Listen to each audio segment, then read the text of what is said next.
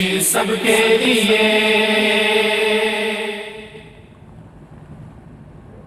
اللہ سبحانہ و تعالیٰ کے نام پاک سے آغاز جو بڑا مہربان نہایت رحم فرمانے والا ہے، اور کروڑوں درود و سلام ہمارے اور آپ کے آقا حضرت احمد مجتبیٰ محمد مصطفیٰ صلی اللہ علیہ وآلہ وسلم پر کہ آپ کی خدمت اقدس میں ہدایہ درود پیش کرنا اہل ایمان کے لیے دنیا اور آخرت میں کامیابی، بھلائی، فلاح، نجات اور بلندی درجات کا ذریعہ ہے۔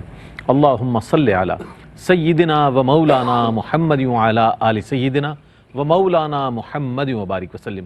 ناظرین محترم، السلام علیکم ورحمۃ اللہ وبرکاتہ۔ میں ہوں آپ کا میزبان محمد رئیس احمد اور آپ دیکھ رہے ہیں روشنی سب کے لیے۔ اس میں مختلف موضوعات کے ساتھ ہم آپ کی خدمت میں حاضر ہوتے ہیں۔ آج استاد اور معلم سیرت النبی صلی اللہ علیہ وآلہ وسلم کی روشنی میں کوئی بھی استاد جو ہے کسی بھی معاشرے میں بڑی اہمیت رکھتا ہے، اور بطور خاص وہ استاد کہ جو انتہائی دیانتداری کے ساتھ اپنے وقی مطالعے کی روشنی میں ایک نسل تیار کرے۔ بنیادی طور پر استاد جو ہوتا ہے ایک نسل تیار کر رہا ہوتا ہے کہ جو مستقبل کے معمار کہلائے جاتے ہیں۔ استاد اچھا ہوتا ہے تو اس کے جتنے زیر نگرانی جتنے شاگرد ہوتے ہیں وہ نہ صرف اس سے علم حاصل کرتے ہیں بلکہ تہذیب و تمدن بھی ان کو ورثے میں اپنے استاد سے ملتا ہے۔ اسی طرح ہم نے دیکھا کہ بڑے لوگوں نے جنہوں نے تعلیم دی اور بڑے بڑے شاگرد ان کے نمایاں ہوئے، تو آج بھی ان کا نام بڑے ہی ادب اور احترام کے ساتھ لیا جاتا ہے۔ اور سب سے بڑی مثال معلم انسانیت کی اگر لیں، نبی آخر الزماں حضرت احمد مجتبیٰ محمد مصطفیٰ صلی اللہ علیہ وآلہ وسلم کی کہ آپ نے جس انداز میں دار ارقم سے لے کر اور اصحاب صفہ تک اور اس کے بعد تمام صحابہ اکرام رضوان اللہ تعالی علیہم اجمعین کی جس طرح آپ نے تربیت فرمائی، اور ایک ایک صحابی اپنے اپنے وصف میں کمال کی مقام پر نظر آتا ہے، اس کی وجہ یہی ہے کہ معلم انسانیت کی ان کو جو ہے نسبت اور صحبت نصیب ہوئی، اور نبی کریم علیہ السلام کے فیض یافتہ وہ جتنے بھی شاگرد تھے وہ صحابہ کرام رضوان اللہ تعالی علیہم اجمعین کہلائے۔ ایک ویسے کوڈ کر دیتا ہوں میں، الیگزینڈر نے بڑی اچھی بات کہی تھی کہ باپ جو ہوتا ہے وہ آسمان سے انسان کو زمین پر لاتا ہے، اور استاد جو ہے وہ زمین سے آسمان کی بلندیوں پر پہنچا دیتا ہے۔ تو استاد کی بڑی اہمیت ہے، اور نبی کریم علیہ السلام کی تعلیمات کی روشنی میں دیکھیں انشاءاللہ جس پر بات کریں گے۔ علامہ مفتی محمد سہیل رضا امجدی صاحب ہمارے ساتھ تشریف فرمائیں۔ السلام علیکم ورحمۃ اللہ۔ وعلیکم السلام ورحمۃ اللہ وبرکاتہ۔ اور میرے بائیں جانب پروفیسر ڈاکٹر محمد احمد قادری صاحب تشریف فرمائیں۔ السلام علیکم ورحمۃ اللہ۔ وعلیکم السلام ورحمۃ اللہ تعالیٰ وبرکاتہ۔ اچھا حضرت مفتی صاحب، یہ فرمائیے گا کہ ایک قابل استاد جو ہوتا ہے اس کی پہچان یہ ہوتی ہے کہ وہ اپنے پیچھے جو ہے وہ اپنے نائبین چھوڑ جاتا ہے، ایسے اپنے تلامذہ چھوڑ جاتا ہے، اور ان کی ایک جماعت تیار کرتا ہے کہ جو اس کا بھی نام روشن کرتے ہیں اور لوگوں کی خدمت بھی کرتے ہیں۔ کیا فرمائیے گا اس حوالے سے؟ بسم اللہ الرحمن الرحیم۔ اللہم صلی علی سیدنا و مولانا محمد وعلی آلہ و اصحابہ وبارک وسلم۔ بہت بہت شکریہ قبلہ رئیس بھائی، اور بڑا ہی اہم ٹاپک ہے۔ اچھا، بات یہ ہے کہ جو استاد، کیونکہ استاد کا نا صرف با کمال ہونا ضروری نہیں ہے، ہاں، اگر وہ با کمال ہے اور اپنا کمال اس نے اپنے اسٹوڈنٹس میں منتقل نہیں کیا تو وہ مکمل با کمال نہیں کہلاتا۔ استاد با کمال ہوتا ہی وہ ہے کہ جو اپنا کمال اپنے شاگردوں میں منتقل کر دے۔ سبحان اللہ۔ دوسری بات یہ ہے کہ ایک قابل استاد کا حوالہ جو ہے نا، اور اس کی پہچان ہی اس کے اسٹوڈنٹس ہوا کرتے ہیں۔ بالکل، یہ فلاں کا شاگرد ہے، یہ فلاں کا شاگرد، بلکہ شاگردوں میں استاد نظر آتا ہے۔ ہاں، شاگردوں میں جیسے ہم آپ کو استاد دیکھتے کی، ہیں تو قاری رضا المصطفیٰ اعظمی صاحب نظر آتے ہیں آپ کے اساتذہ۔ جی الحمدللہ، ماشاءاللہ، یہ میری خوش نصیبی ہے۔ تو شاگردوں میں اس اساتذہ کی جھلک نظر آتی ہے۔ اچھا، پھر جس طرح صحبتیں تو بہت سی ہیں، صحیح ہے نا، لیکن جب یہ کہا جائے کہ یہ فلاں نبی علیہ السلام کا صحبت یافتہ ہے، تو جب نبی علیہ السلام کا ڈائریکٹلی وہ صحبت یافتہ ہے تو پھر قیصر و کسریٰ ہوں دنیاوی طور پر یا روحانی طور پر غوث و قطب ہوں، کوئی ان کے گرد راہ تک نہیں پہنچ سکتا۔ اچھا، پھر یہاں پر یہ ہے کہ بلا شبہ نبی علیہ السلام نے ایسے افراد تیار فرمائے کہ وہ واقعی آپ علیہ السلام کے نائب کہلانے کے حقدار ہیں۔ اچھا، استاد کی یہ بھی خصوصیت ہوتی ہے، ایسا نہیں کہ تمام شاگردوں کو ایک ہی چیز پڑھائی جائے، تمام شاگردوں کو ایک ہی کمال دیا جائے، نہیں۔ اب آپ دیکھیں کہ ہر شاگرد کی اپنی اپنی طبیعت ہوتی ہے۔ مثال کے طور پر آج کل کے دور میں کوئی شخص آتا ہے اگر درس نظامی پڑھتا ہے تو کسی کا علم قرآن پر بڑا شغف ہوتا ہے، کسی کا علم حدیث پر، کسی کا علم اصول فقہ پر، کسی کا جو ہے فقہ پر، کسی کا علم منطق پر. تو یہ استاد کا کمال ہوتا ہے کہ وہ اپنے شاگرد میں اس کمال کی جھلک دیکھ لے اور پھر اسی میں اس کو با کمال کر دے. اب آپ دیکھیں کہ سیدنا صدیق اکبر ہوئے، آئے تھے ابو بکر، ٹھیک ہے نا، باقی سارے بھی فضائل تھے لیکن صدق کا غلبہ دیکھا تو صدیق اکبر بنا دیا. اچھا عمر رضی اللہ تعالی عنہ آئے تو باقی بھی تمام کمالات تھے لیکن عدل و انصاف تو فاروق اعظم بنا دیا، یعنی حق اور باطل کے درمیان فرق کرنے والا بنا دیا. اچھا عثمان فقط عثمان بن کر آئے تھے لیکن آپ نے غنا دیکھی تو آپ نے عثمان غنی بنا دیا، شرم و حیا میں کمال والا بنا دیا. اچھا مولا علی المرتضی رضی اللہ تعالی عنہ، باقی سارے کمال بھی بلا شبہ آپ میں ہیں لیکن انا مدینۃ العلم وعلی بابوہا ان کو بنا دیا. اچھا مصعب بن عمیر ہیں رضی اللہ تعالی عنہ، عبداللہ بن مسعود رضی اللہ تعالی عنہ، یعنی ایک طویل فہرست ہے. اچھا ایک ہوتا ہے نا کہ ایک استاد کے کچھ شاگرد لائق ہوتے ہیں اور کچھ نالائق ہوتے ہیں، لیکن یہ حضور نبی کریم صلی اللہ علیہ وسلم وہ استاد اعظم ہیں، وہ معلم کائنات ہیں کہ آپ کا ایک ایک شاگرد تراشا ہوا ہیرا ہے. یعنی حضور نبی کریم علیہ السلام کے تمام جتنے شاگرد دیکھیں صحابہ کرام علیہم رضوان کی صورت میں تو آپ دیکھیں نا کہ جو اللہ رب العالمین نے یہ فرمایا کہ وَكُلًّا وَعَدَ اللَّهُ الْحُسْنَى، کہ اللہ رب العالمین نے سب سے بھلائی کا ارادہ فرما دیا. رضی اللہ عنہم ورضوا عنہ، یہ میرے محبوب کے شاگرد، میرے محبوب کے صحابہ وہ ہیں کہ اللہ تعالیٰ ان سے راضی ہوا اور یہ اللہ تعالیٰ سے راضی ہو گئے. اور آخری بات میں اس میں کہوں گا کہ حضور نبی کریم علیہ السلام نے صرف ان کی پھر تربیت، تعلیم و تربیت نہیں فرمائی بلکہ بوقت وصال سے پہلے آپ نے جانچا بھی نا کہ جن کو میں نے اتنی تربیت دی ہے، جنہوں نے ڈائریکٹلی میرا فیضان حاصل کیا ہے، آج ابو بکر سے میں کہتا ہوں کہ ابو بکر جاؤ نماز پڑھاؤ تو میں دیکھوں تو صحیح کہ یہ سب مل کر اس کے پیچھے نماز پڑھ رہے ہیں یا نہیں. تو پھر حدیث پاک میں ہے نا کہ آپ نے حجر مبارکہ کا دروازہ کھولا اور آقا علیہ السلام کی خوشبو ساری مسجد میں پھیل گئی، ٹھیک ہے نا. تو آقا علیہ السلام نے ملاحظہ بھی فرمایا. اور پھر اس کے ساتھ ساتھ میں یہ بھی کہوں گا کہ قابل استاد نا صرف نصاب نہیں پڑھاتا، صرف فارمیلٹی پوری نہیں کرتا، بلکہ وہ اس طرح انفعالی کیفیت میں پڑھاتا ہے کہ جب اس کے شاگرد پڑھ لیتے ہیں نا تو وہ بھی منفعل کیفیت میں آ کر اس طرح ہو جاتے ہیں کہ پھر ان کا اثر پوری کائنات میں جلوہ گر ہوتا ہے. کیا کہنے، سبحان اللہ سبحان اللہ. یہ ہے استاد اور شاگرد کا، اور سب سے عظیم استاد معلم انسانیت کی بات ہو رہی ہے اور ان کے سب سے عظیم شاگرد سیدنا ابوبکر صدیق. جیسا آپ نے نماز کا فرمایا، حج کا بھی ایسا ہی ہے کہ امیر حج مقرر فرمایا آپ نے. جیسے جیسے آپ حج فرما رہے ہیں اسی طرح سب لوگ اس کو ادا کر رہے ہیں. یہ بڑی اور کسی استاد کو کا یہ فخر ہوتا ہے کہ اس کے شاگرد، اور یقیناً صحابہ کرام رضوان اللہ تعالیٰ علیہم اجمعین، چاہے وہ سیدنا صدیق اکبر رضی اللہ تعالیٰ عنہ، حضرت عمر فاروق ہوں رضی اللہ تعالیٰ عنہ، حضرت سیدنا عثمان غنی ہوں، مولا کائنات مولا علی مشکل کشا ہوں، یا حسنین کریمہ ہوں، اہل بیت اطہار ہوں، حضرت سیدنا امیر معاویہ رضی اللہ تعالیٰ عنہ، یا حضرت ابو سفیان رضی اللہ تعالیٰ عنہ.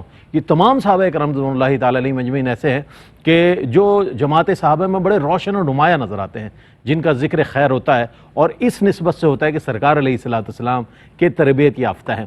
اب ایک قابل استاد جو ہوتا ہے بنیادی طور پر، اس کے حوالے سے ہم یہ جاننا چاہیں گے وہ علم کی لگن جو ہے وہ اپنے شاگردوں میں پیدا کرتا ہے. یہ جو خصوصیت ہے علم کی طرف اس کا اعلان کر دینا، علم کے ساتھ اس کی دوستی کرا دینا، کتاب سے اس کا تعلق قائم کر دینا، کیا فرمائیے گا ڈاکٹر صاحب؟ اعوذ باللہ من الشیطان الرجیم، بسم اللہ الرحمن الرحیم. مولانا صلی وسلم دائما ابدا علی حبیبک خیر الخلق کلہم، یا ربی بالمصطفیٰ بلغ مقاصدنا واغفر لنا ما مضى یا واسع الکرم. تاجدار کشور رسالت علیہ تعالیٰ و ثنا کے جو جواہر ہیں، کیا بات، اور جو ان کا انداز ہے تکلم کا بھی، تبسم کا بھی، تحقیق کا بھی، رب سے ملانے کا بھی، علم کا بھی اور علم پروری کا بھی، اور ساتھ ہی ساتھ انسانیت کو بھولے ہوئے اسباق یاد دلانے کا بھی جو سلیقہ سرکار نے ہمیں سکھلا دیا ہے، وہ کائنات کے اندر کوئی ماہر علم ظاہری و باطنی میں پیدا نہیں ہوا ایسا کہ جو میرے محبوب جیسا ہو، اور نہ ہوگا، لا نبی آبادی، لا نبی آبادی. برادر محترم جدی صاحب نے اتنے خوبصورت پیرائے میں خلفاء راشدین کی زندگی کو اور صحابہ کرام رضوان اللہ تعالیٰ علیہم اجمعین اصحاب صفا اس کا تذکرہ کیا. ایک بات عرض کرتا چلوں، وہ استادی کیا جس کا اثر نہ ہو، اثر نہ ہو، اور وہ محبوب کیا جس کی محبت نہ ہو، آئے آئے۔ اور وہ زندگی کیا جس میں تعلیمات نبوی کی ظاہری اور باطنی خواص کو زندگی کا حصہ بنا کر قبر تک نہ لے جائے اور حشر تک نہ لے کر جائے، سب بیکار ہے۔ سب بیکار۔ تو انما بعثت لاتمم مکارم الاخلاق کہہ کر یہ بتلا دیا کہ یہ مکارم اخلاق ہیں کیا یہ ظاہری کتابیں لکھ دینا مکارم اخلاق ہیں؟ یعنی مکارم اخلاق اپنے بہن بھائیوں اور بچوں کو میں سمجھانا چاہتا ہوں کہ جس کو آپ کہتے ہیں code of conduct, code of life, code of ethics, یعنی اخلاقیات۔ تو جب تعلیمی اخلاقیات پر مغرب لکھتا ہے تو مغرب کا یہ کہنا ہے، جیسے کرو اینڈ کرو بڑا مشہور لکھنے والا ہے، ایجوکیشنل سائیکالوجی پر بہت کچھ لکھا ہے کرو اینڈ کرو نے، اور کتاب بڑی مشہور ہے وہ ایجوکیشنل سائیکالوجی کی، تو وہ اس بات پر جا کر رک جاتا ہے کہ کتاب ایسی ہو جو آپ کو آپ کے پروفیشن میں یا آپ کی جو زندگی میں پیشہ ورانہ ضرورت ہے اس کو پورا کرے۔ تو گویا نفع کمانا، زندہ رہنا، گاڑیاں خرید لینا، مکانات بنا لینا، یہ ان کے نزدیک پیشہ ورانہ ضرورت اور زندگی ہے۔ حضور کریم صلی اللہ علیہ وسلم نے یہ کہیں نہیں بتلایا کہ تمہیں تعلیم اس لیے دی جا رہی کہ تم اس سے 2 اونٹ کی جگہ 10 اونٹ خرید لو، 100 بکریوں کی جگہ 500 بکریاں بنا لو۔ نفع اور تجارت کو رواج دیا، خود بھی تجارت کی، لیکن ساتھ ہی ساتھ اخلاقیات کے وہ زاویے رکھے کہ جس میں جھوٹ، فریب اور دیگر معاملات زندگی، ان سب کو۔ تو نصاب زندگی کیا ہے نبوت کا؟ نبوت کا نصاب زندگی یہ ہے کہ یہ کون ہے جو تمہارے معلم ہے، یہ کون ہے جو تم محبت کرتے ہو، یہ حریص علیکم، یہ تم سے زیادہ تم سے پیار کرتے ہیں۔ کیوں کرتے؟ کیونکہ تم تو آگ کے گڑھے کے قریب تھے۔ قرآن مفہوم یہی ہے نا۔ تو پھر تمہیں کیا کیا کہ تمہیں اس سے بچایا آگ سے، اور پھر کون ہے یہ؟ تمہارے دلوں کے اندر الفت ڈالی ایک دوسرے کے لیے۔ پھر یہ کون ہے جنہوں نے مواخات، پھر یہ کون ہے کہ جنہوں نے نظام زندگی دی، یہ کون ہے کہ جنہوں نے زندگی میں جینے کا سلیقہ صرف کتابیں پڑھا کر یا نصاب بنا کر یا ادارے بنا کر نہیں کیا، بلکہ یہ بتلایا ہے کہ وفا اس میں اگر نہیں ہے، نصاب میں تو وفا نہیں ہے، تو نصاب بھی نہیں ہے۔ تو نصاب زندگی جو ترتیب دیا ہے وہ روحانی ترغیب اور روحانی ترتیب اور روحانی مزاج کو بدل کر دلوں کو وہی رکھا، لیکن اس میں اپنی محبت کو، اپنے محبوب کی ذات کو اللہ تعالیٰ نے اس طرح سے بیان فرما دیا کہ تمہارے سامنے یہ کائنات کا جو حسین ترین شخص ہے جس کو تم اپنا نبی کہتے ہو، تم صرف اس سے محبت نہیں کرتے، یہ بھی تم سے تمہاری نفوس سے زیادہ محبت کرتے ہیں۔ تو اس لیے تم ان سے محبت کرو کہ تمہیں یہ بھٹکنے نہیں دیتے، یہ تمہیں گرنے نہیں دیتے، اور خود ستائی میں نہیں جانے دیتے، ایگو یا سپر ایگو کا تمہیں شکار نہیں ہونے دیتے۔ معاشرے کے اندر جو نفسیاتی تذبذب ہے، جو برتر و کمتر کے معاملات ہیں، تو یہ تو تم سے اتنا پیار کرتے ہیں کہ تمہیں گواہ بھی بناتے ہیں کہ لوگوں میں نے تم تک بات پہنچا دی ہے نا، حجۃ الوداع، صرف اشارہ کروں گا، اور نصاب زندگی میں نے تمہیں حجۃ الوداع میں دے دیا ہے۔ تو اب اس کے اندر بعد میں آنے والے وقتوں میں کوئی شخص چاہے کسی بھی زندگی سے گزرے، کسی بھی لمحے سے گزرے، لیکن اس بات کو یاد رکھے کہ جس نے میری راستے کو اختیار کر لیا اور میں نے تمہارے درمیان اپنی سنت چھوڑ دی، تو سمجھنا کہ میں نے اپنی زندگی کو تمہیں دے دیا ہے، اب اس کو سنبھال کر چل کر کامیابی سے لوٹنا، مجھے شرمندہ نہ ہونے دینا۔ کیا بات، یہ ہے نصاب زندگی۔ اب یہ یونیورسٹیز ہیں، کالجز ہیں، فلاں فلاں، یہ پروفیشنل ایتھکس کی تو بات کرتے ہیں، لیکن میں سارے اساتذہ کی بات نہیں کر رہا، لیکن آج ہمارا معاشرہ کہاں پہنچا ہے؟ 34 سال میں نے الحمدللہ پڑھایا جامعہ میں، اور تعلیمی اداروں سے میرا تعلق رہا ہے، لیکن میں نے ایسے ایسے اساتذہ کو بھی دیکھا قریب سے، میں معافی چاہتا ہوں، تنقید نہیں کر رہا، حقیقت یہی ہے کہ ہم نے علم کو عبادت کے بجائے ٹیوشن سینٹر بنا دیا ہے، کہ صبح کلاس روم میں نہیں پڑھانا ہے بچے کو، لیکن شام میں جا کر ٹیوشن سینٹر میں پڑھانا ہے۔ یہ نہیں، میرے رسول نے تو سب سے پہلے غریبوں کی تعلیم، اور پھر اس کے بعد تربیت، اور تربیت کے بعد والدین کا فرما بردار اور معاشرے کا ایک متحرک مومن پاکیزہ دل کا بنا دیا۔ بہت عمدہ انداز میں پروفیسر ڈاکٹر محمد احمد قادری صاحب علم کی روشنی اور علم کی لگن کس طرح پیدا کی جاتی ہے، قابل استاد کس طرح پیدا کرتا ہے، اس کے جواب میں ارشادات فرما رہے تھے، اور عصری طور پر بھی جو مسائل ہیں اس کی بھی عکاسی فرما رہے تھے۔ ایک وقفہ ہے، وقفے کے بعد لوٹتے ہیں، مجھے امید ہے آپ کا ہمارا ساتھ رہے گا۔ ناظرین، آپ کا خیر مقدم ہے استاد اور معلم سیرت النبی صلی اللہ علیہ وآلہ وسلم کے آئینے میں۔ یہ موضوع ہمارا بہت بڑا موضوع ہے جناب، اس پر تو میں یہ سمجھتا ہوں کہ کئی کتب سیر نظر آتی ہیں جس میں اس پر گفتگو ہوئی ہے، کئی سیرت نگاروں نے اس پر کلام کیا ہے، اور اسی نتیجے پر پہنچے ہیں کہ اگر کوئی معلم ہے پوری کائنات میں معلم اعظم کی حیثیت رکھنے والی شخصیت، وہ نبی آخر الزمان صلی اللہ علیہ وآلہ وسلم کی شخصیت ہے۔ اب ہم یہ جاننے کی کوشش کریں گے، دیکھیں ہر چیز کا ایک انداز ہوتا ہے، طریقہ ہوتا ہے، تو نبی کریم علیہ السلام نے جو ایک عظیم جماعت تیار کی کہ جسے ہم صحابہ کرام رضوان اللہ تعالیٰ علیہ مجمعین کی جماعت کہتے ہیں، ان کو حضور علیہ السلام کیا انداز تھا آپ کا جو باتیں آپ سکھایا کرتے تھے، کیا انداز تھا جس کی اثر انگیزی ایسی ہے کہ آج بھی اس کا تذکرہ ہو رہا ہے؟ دیکھیں ایک بات یاد رہے تو ڈاکٹر صاحب نے ماشاءاللہ بڑے خوبصورت اور واضح انداز میں بیان فرمایا۔ ایک بات یہ رہے کہ جب استاد پڑھاتا ہے نا، ایک معلم تعلیم دیتا ہے، تدریس کرتا ہے، تو اس کی جو اپنی دلچسپی ہے جسے ہم انٹرسٹ کہتے ہیں، یا پھر اس کا جو انداز تدریس ہے، یہ بھی بڑا میٹر کرتا ہے، ٹھیک ہے نا۔ اچھا کسی استاد کی کوئی استاد تو ہے، لیکن جو وہ پڑھا رہا ہے اس میں اس کی دلچسپی نہیں ہے، تو وہ کبھی بھی اپنی بات اپنے اسٹوڈنٹس کے ذہنوں میں اتار نہیں سکتا۔ اچھا بہت سے اسٹوڈنٹس ہمیں کہتے ہیں نا کہ فلاں استاد نے آ کر پڑھایا، بس وہ پڑھا لیا، پتہ نہیں کیسے پڑھایا، ہمیں پتہ ہی نہیں ہے، وہ تو آتے تو وہ ذہن سے کوئی بات جو ہوتی بھی وہ بھی نکل جاتی ہے، ٹھیک ہے نا، کیونکہ ان کی دلچسپی نہیں ہوتی۔ اچھا پھر دوسرا انداز تدریس، ایسا نہیں کہ اسٹمپورا بولتے چلے جا رہے ہیں، شعلہ مقالی، شعلہ بیانی، جیسا کہ لوگ آج کل پسند بھی کرتے ہیں، ٹھیک ہے نا۔ اچھا کوئی کہیں پر کوئی اسپیچ دے رہا ہے تو وہ شعلہ بیانی جب تک نہ ہو تو نعرے تکبیر بھی بلند نہیں ہوتا، نعرے رسالت بھی بلند نہیں ہوتے۔ اچھا حیرت کی بات ہے کہ جب تقریر کے بعد یا اسپیچ کے بعد، لیکچر کے بعد ان سے پوچھیں کہ بھئی کیا کہا تھا انہوں نے، تو وہ نہیں پتا ہوتا۔ اس کی وجہ کیا ہوتی کہ اس ٹائم پر بولتے چلے جا رہے ہیں، شعلہ بیانی ہے، وقتی آپ نے تفریح دے دی لیکن آپ نے ان کی کوئی تعلیم و تربیت نہیں کی۔ تو یہ بڑا میٹر کرتا ہے کہ استاد کی اپنی دلچسپی بھی ہو اور پھر اس کا انداز تدریس بھی بہترین ہو۔ کیسا؟ اب مثال کے طور پر اگر آپ بولتے چلے جا رہے ہیں اور یعنی شعلہ بیانی بھی ہے، شعلہ مقالی بھی ہے، لیکن اس کا اثر اسٹوڈنٹس پر نہیں ہو رہا۔ نبی علیہ السلام نے کبھی بھی اس طریقے سے بغیر رکے آپ نہیں بولے، یعنی اس نمبر بولتے رہے، اس طرح کبھی آپ نے نہیں فرمایا، بلکہ آپ کا انداز ایسا تھا کہ حضور نبی کریم صلی اللہ تعالی علیہ وسلم کے بارے میں صحابہ اکرام رضی اللہ تعالی عنہم اجمعین یعنی آپ کے شاگردوں کا بیان ہے کہ جو پیچھے بیٹھا ہوا ہوتا اور جو آگے بیٹھا ہوا ہوتا، تو جس طریقے سے آگے والوں کو آواز آتی، پیچھے والوں کو بھی ایسے ہی آواز آتی۔ دوسری بات کہ حضور نبی کریم صلی اللہ تعالی علیہ وسلم اتنا ٹھہر کا بیان کرتے کہ دوبارہ کہنے کی ضرورت ہی نہ ہوتی کہ یا رسول اللہ اس کو دوبارہ بیان کیجیے۔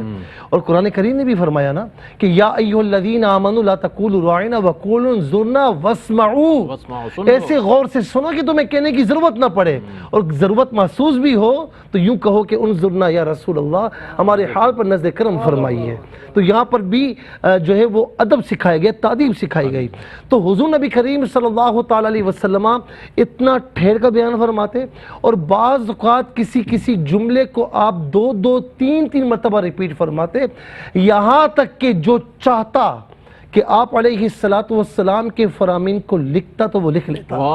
یہی وجہ ہے دنیا میں جتنے معلمین کو اٹھائیں یا جتنے اسپیچ کرنے والوں کو یا جنہوں نے لیکچرز دی ہے، ان سب کا زندگی کا ایک ایک کلام یا ایک ایک جملہ کہیں محفوظ نظر نہیں آئے گا، لیکن میرے حضور نبی کریم صلی اللہ تعالی علیہ وسلم کا انداز تدریس ایسا تھا کہ شاگردوں میں سے جو چاہتا اسے لکھ لیتا۔ یہی وجہ ہے کہ میرے آقا علیہ السلام کی زندگی مبارکہ کا ایک ایک فرامین، ایک ایک فرمان جو ہے وہ محدثین نے یا آپ کے شاگردوں نے، صحابہ کرام رضی اللہ تعالی اجمعین نے سارا نقل فرمایا، اور کوئی ایسی چیز نہیں کہ جو نقل نہ کی گئی ہو۔ یہ آقا علیہ السلام کا انداز تدریس تھا۔ اور میں یہ کہوں گا کہ آقا علیہ السلام وہ استاد اعظم ہے۔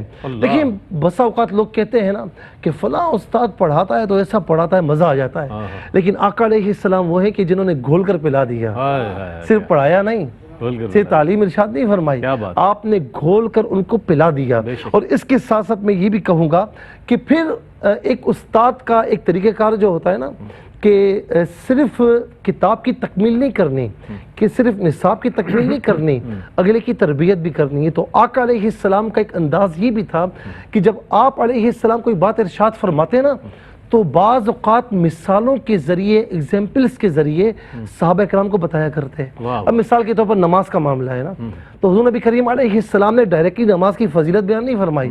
فرمایا یہ بتاؤ کہ تمہارے گھر کے باہر, تم میں سے کسی کے گھر کے باہر ایک نہر ہو صاف پانی کی, اور روزانہ کوئی اس میں 5 مرتبہ غسل کرے, تو کیا اس کے جسم پر ظاہری طور پر کوئی میل باقی رہے گا؟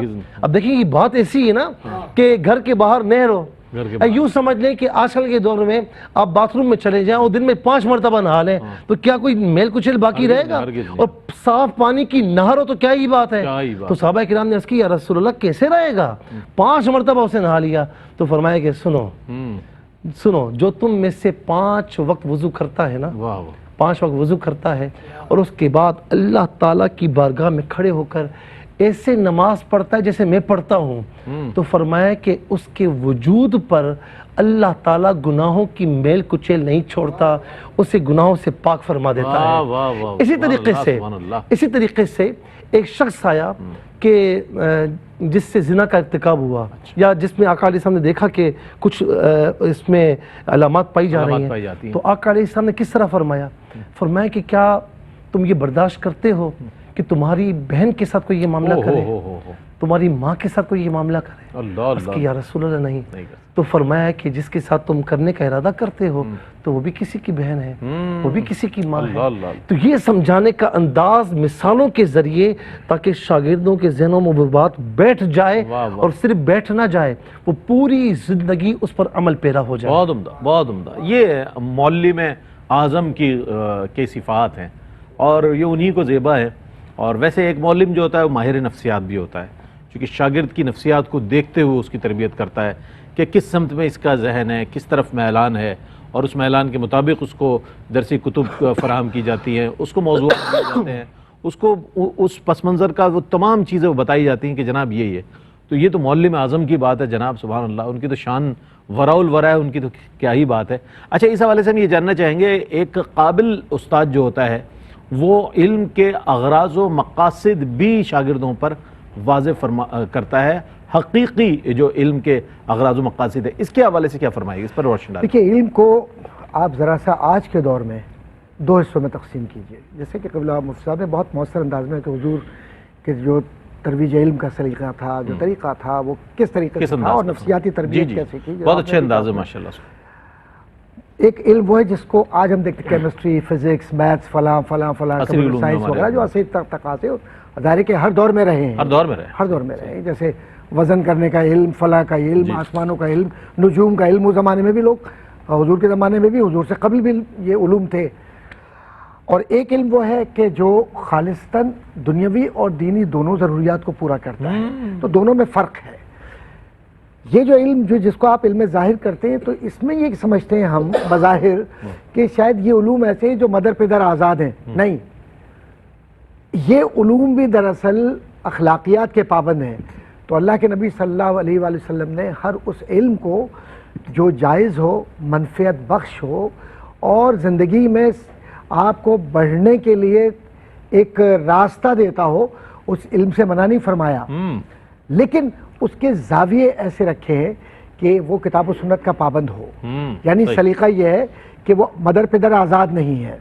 اب کوئی یہ کہے کہ صاحب مجھے ایکسرسائز تو کرنی ہے, ٹھیک ہے, ایکسرسائز کرتب, بہت سارے لوگ کرتب کرتے ہیں ایکسرسائز کے نام پر, بہت سارے جو ہے وہ ورزش کرتے ہیں, بہت سارے لوگ. تو اس زمانے میں بھی تیر اندازی وہ بھی سکھائی جاتی تھی, پیراکی یا تیراکی وہ بھی سکھائی جاتی تھی, اس زمانے میں بھی گھوڑ سواری ہوتی تھی, اس زمانے کے اندر بھی باقاعدہ تلواریں چلانا, نیزہ چلانا, یہ سب کچھ ہوتا تھا. لیکن اس کا کوئی طریقہ تھا نا. اب کوئی یہ کہے کہ صاحب میں تو ایسا لباس پہنوں گا کہ جس میں بس برائے نام لباس ہو, لیکن یہ ہے کہ بہرحال میں یہ کروں گا. تو اس کے اندر بھی اسلام نے انسان کو مدر پدر آزاد نہیں کیا, اس کے لباس کا یا اس کے اوریانیت کا یا اس کے جسم کا خیال رکھا ہے کہ تمہیں لباس کیسے پہننا ہے. اسی طریقے سے جو نصاب آپ پڑھا رہے ہیں اس کے اندر سلیقہ کیا ہونا چاہیے. ایک استاد کی ذمہ داری کیا ہے, وہ ظاہری علم پڑھائے یا باطنی علم پڑھائے, مدرسے میں پڑھائے یا جامعات جو یا کالجز ہیں یا اسکولز ہیں.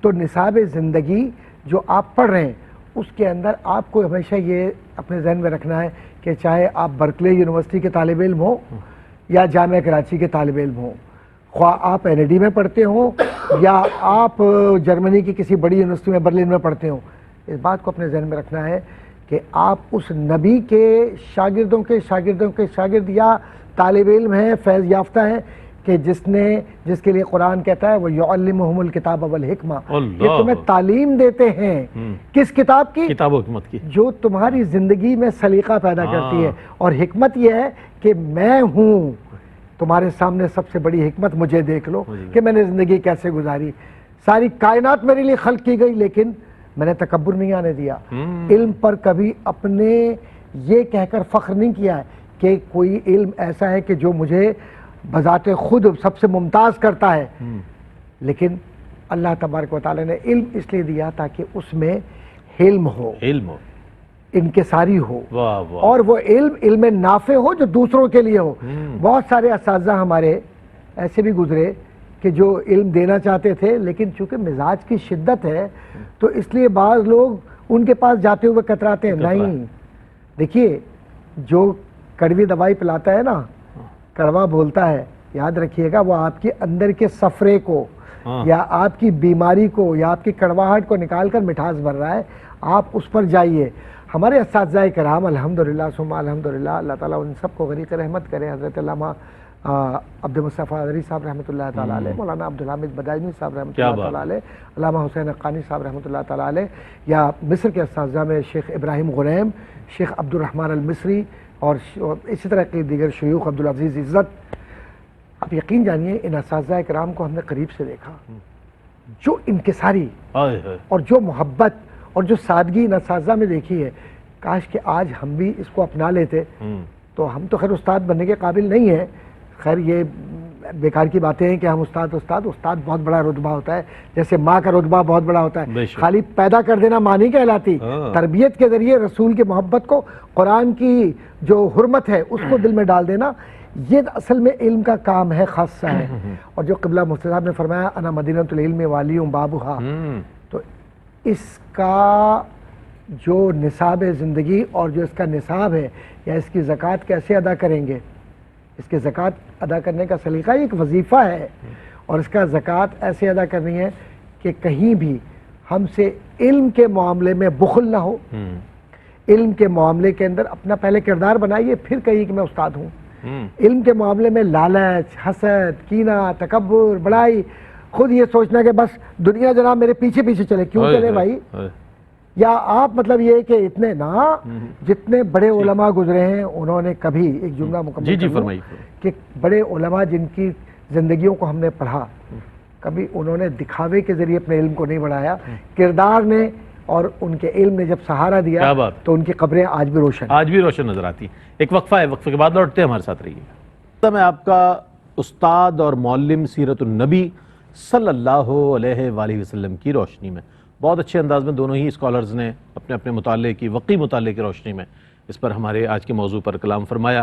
اب میں اسی سوال کی طرف جانب آتا ہوں کہ جو انتہائی اہم سوال ہے آج کے اس موضوع کا، اور ممکنہ طور پر آخری سوال ہو، کہ ایک قابل استاد جو ہوتا ہے وہ اپنے شاگرد، اپنے اسٹوڈنٹ کی کمزوری پر نظر رکھتا ہے کہ آیا اس کی کمزوری کیا ہے اور اس کو تعلیم کون سی دینی ہے، جیسا کہ میں نے پہلے ذکر کیا تھا۔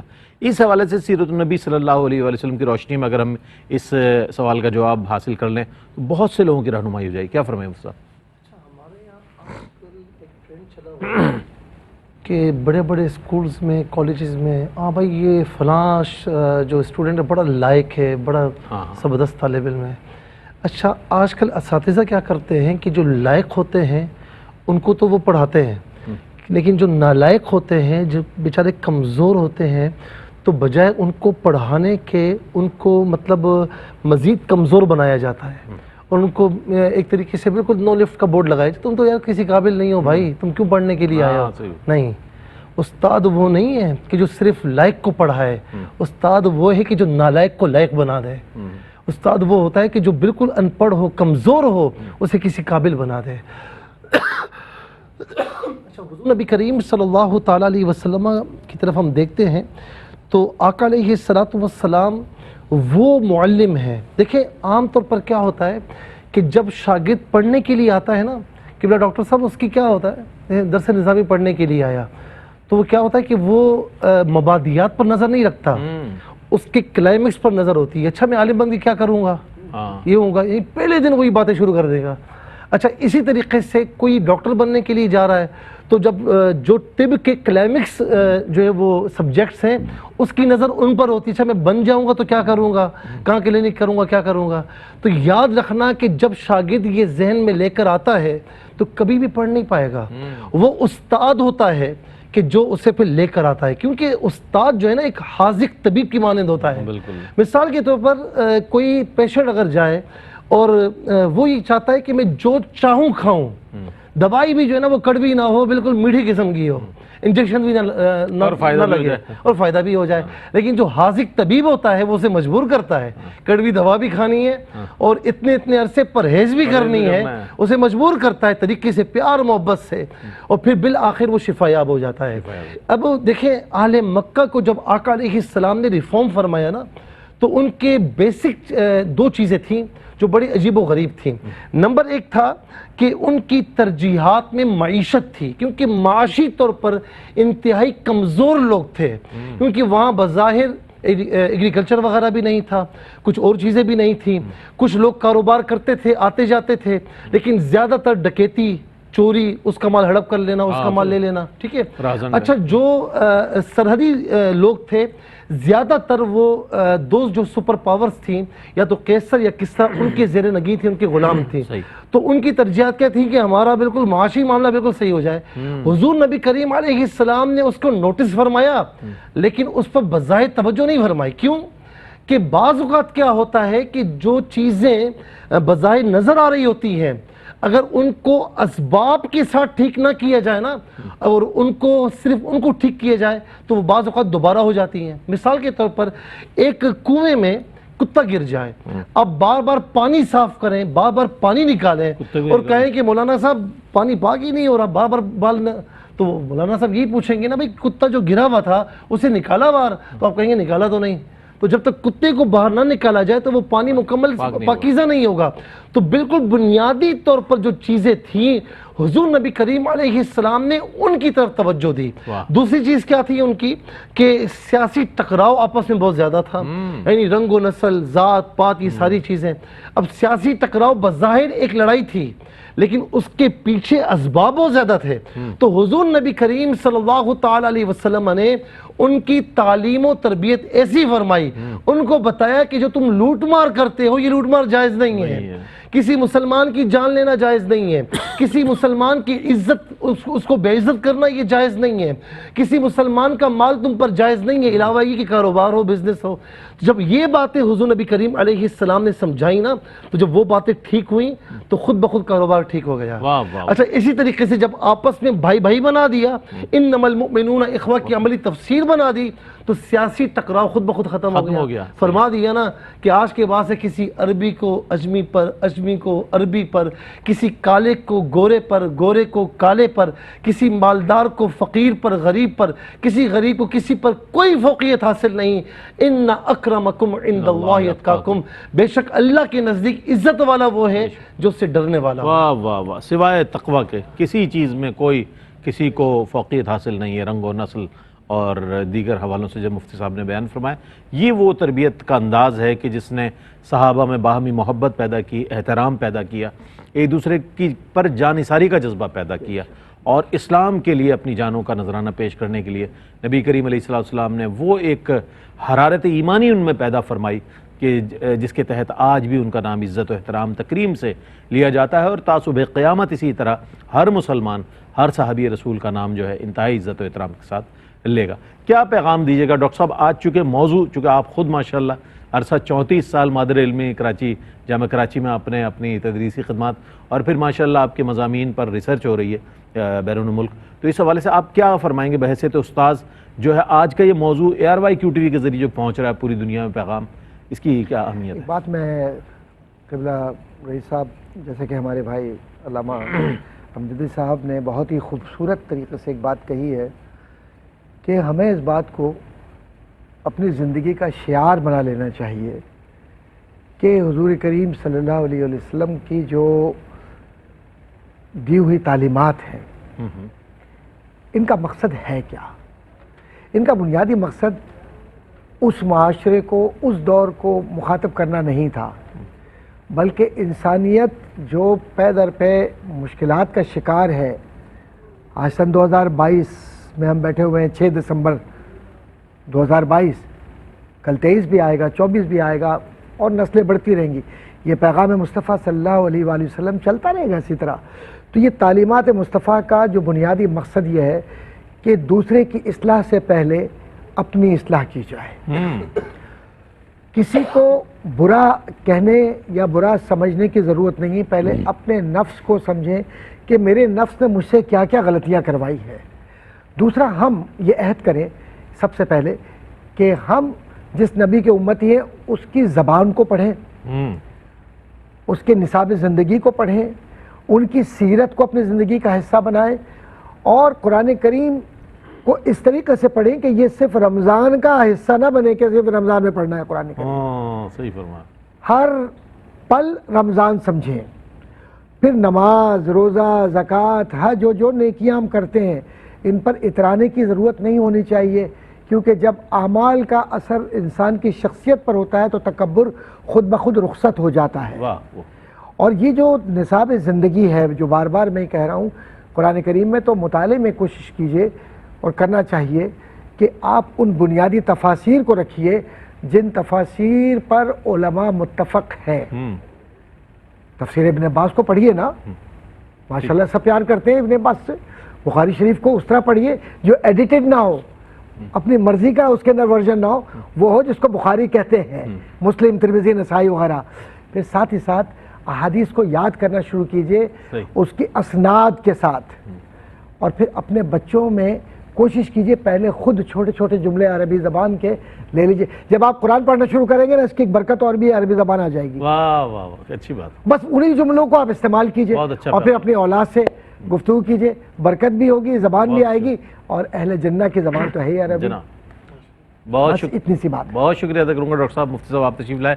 ناظرین محترم، آج استاد اور معلم سیرت النبی صلی اللہ علیہ وآلہ وسلم کی روشنی میں بہت عمدہ کلام آپ نے سنا، اور یہ ہر والدین کی بھی ذمہ داری ہے، ہر انسٹیٹیوشن کے استاذ کی بھی ذمہ داری ہے کہ اگر رول ماڈل کوئی ہے کائنات میں پوری میں تو ہمیں نبی آخر الزماں حضرت احمد مجتبیٰ محمد مصطفیٰ صلی اللہ علیہ وآلہ وسلم کی ذات گرامی نظر آتی ہے. آپ ہی کی ذات سے روشنی حاصل کریں، اپنا باطن بھی روشن کریں، اور اپنے سے متعلق لوگوں کو، چاہے وہ شاگرد ہوں، چاہے سابر آرڈینیٹس ہوں، ان کے بھی باطن کو روشن کریں آپ علیہ السلام کی تعلیمات سے. اسی ساتھ اپنے میزبان محمد رئیس احمد کو اجازت دیجیے. اللہ حافظ.